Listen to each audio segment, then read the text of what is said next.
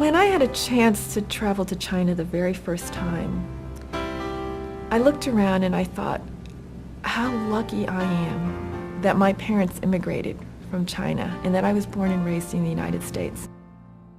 There is absolutely nothing about countries that are poor today except for their system of governments that keeps them poor. Somebody needs to be out there explaining to the world why freedom is important, why the institutions of the free society are important. Well, Atlas believes that public policy debates in many societies are not informed by independent viewpoints. So the role that we play is that of a catalyst to help establish more organizations that are making judgments about what policies would be beneficial for their societies based on principle and scholarly research. I realized that there was only one thing I wanted to devote my life to, and that was trying to ensure that everybody could have the freedom, the security, the comfort that I have living in the United States. We look to the future and see tremendous opportunities out there because there is so much work to do in so many corners of the world.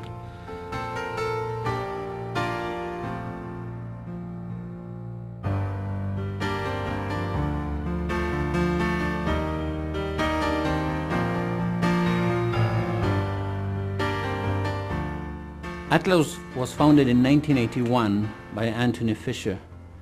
Anthony Fisher had this vision of promoting liberty through a network of independent think tanks. But to understand Anthony, you have to look beyond the world of ideas. His father was killed in Gaza by a sniper. He saw his brother killed in front of him in the Battle of Britain. So at the time he saw socialism growing, totalitarianism growing. And he was concerned by the moral confusion and fear at that time. So when he read F.A. Hayek's book, The Road to Serfdom, that was showing how we were falling into a new servitude, he decided to use his entrepreneurial ability to promote the cause of freedom through Atlas. He and the people who worked with him made the Institute of Economic Affairs, IEA, a great success in London, and he became something of a Johnny Appleseed, setting up free market think tanks, finding entrepreneurs who wanted to go into the war of ideas. He wanted to go farther than that, and he was really the inspiration for establishing the Atlas Foundation in 1981, I believe, for the purpose of promoting the development of foundations across the world, perhaps with the IEA, the Institute for Economic Affairs, as a model, and Atlas has been successful in doing that. He died before the Berlin Wall came down. He didn't know that communism was going to end. He couldn't believe it. And he was still worried at that time in '88 that communism was going to come and get us. And you look at us now and we've got people from all over the Eastern Bloc here working with Atlas helping them. So not only does his idea go on, but it's going on exploding in all directions. Before there was an Atlas, there was no institutional framework, no organization to promote think tanks, to help people understand what a think tank was and how to start one, how to grow one. And Atlas provides that.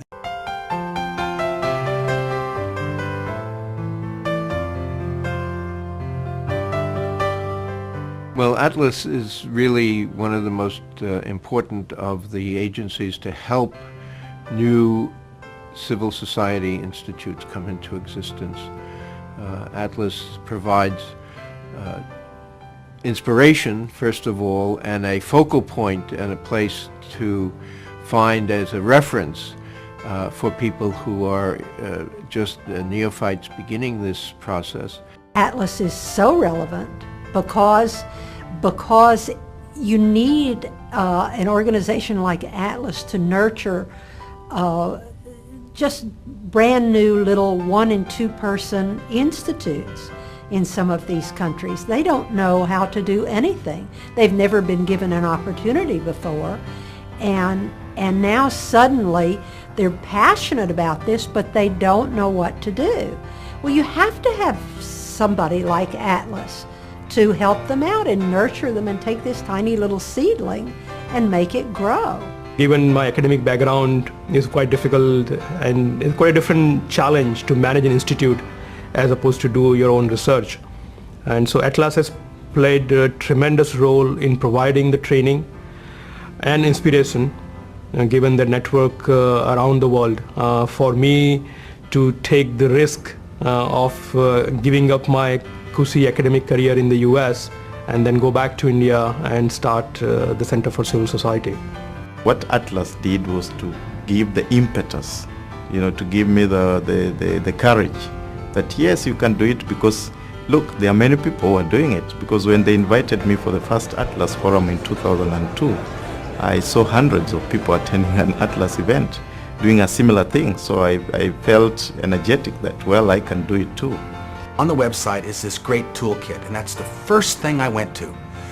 And I remember I've still got the highlighted pages. It helped me think through what to do, what things to think about, how to create a mission, and those were the things that helped me get over the hump. All I had to do was think through all the steps in this recipe, and at the other end, I knew I'd be successful.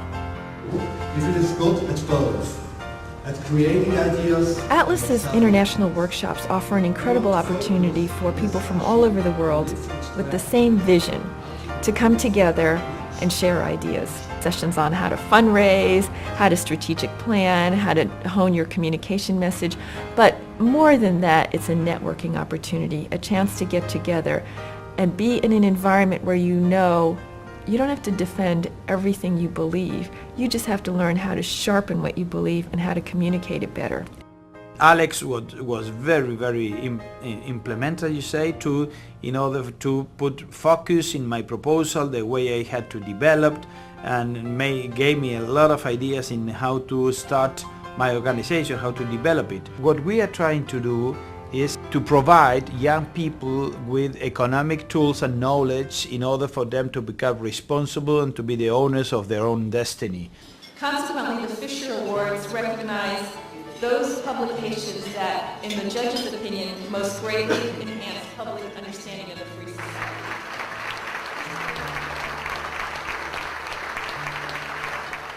In addition to the hands-on help that Atlas provides to think tanks, we run prize programs, for instance the Templeton Freedom Awards, which provide good incentives for think tanks and bring publicity to their work. Definitely the Atlas Award, Templeton Award, has gave us a lot of credibility, not just visibility, but credibility in our sponsors' eyes, because we are probably among the few European institutes that received an international award. And for us to be acknowledged not just within a small country, Lithuania, but to be acknowledged worldwide is a big achievement.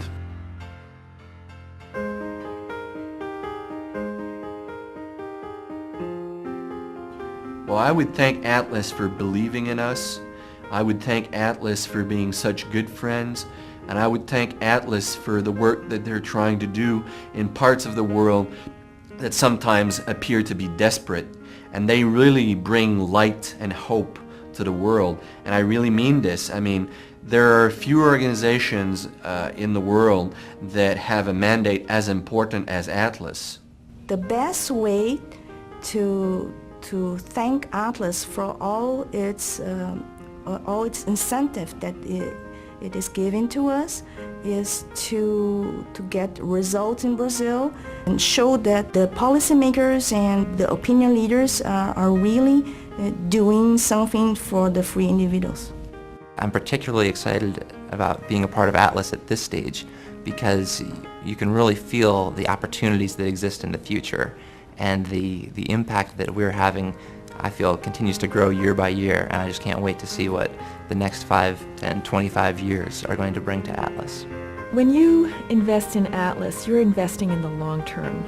You're investing in a vision that the ideas of liberty, namely free and open markets, property rights, rule of law, individual responsibility, that those institutions are the best institutions to promote long-term growth and prosperity.